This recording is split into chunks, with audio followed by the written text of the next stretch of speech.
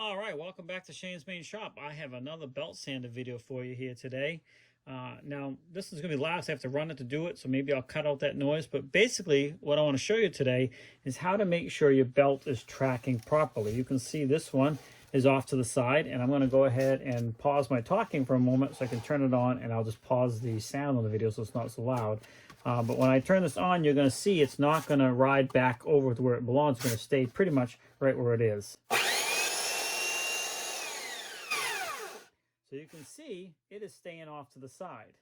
Now, every belt sander has an adjustment, or they should, and this one, it is right here.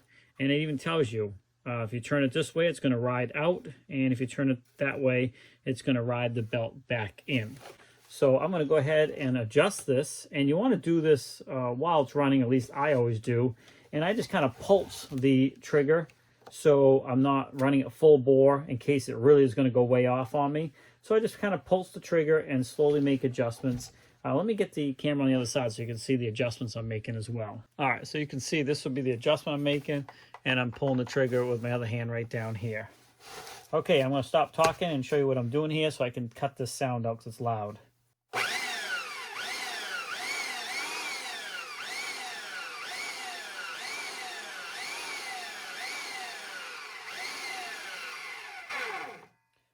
So you can see I've turned it quite a ways because basically I turned this thing way out of whack to show you what I was talking about. But it's getting closer now. Again, I'll pause my talking.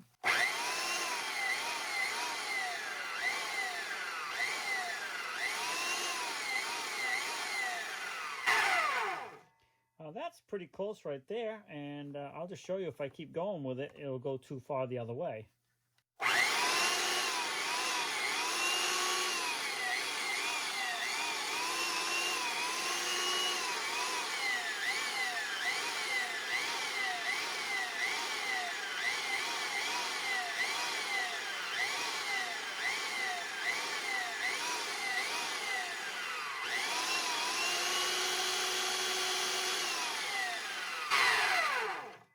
Okay, so hopefully that kind of shows you what I was talking about, and I will cut that noise out, or at least turn it way down because it's very loud.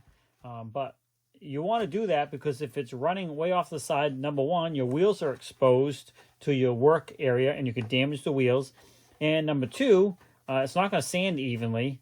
Number three, your belt either could come flying off, or if it's going the other way, it's going to get into the housing of your belt sander and destroy your belt and maybe even, damage your belt sander.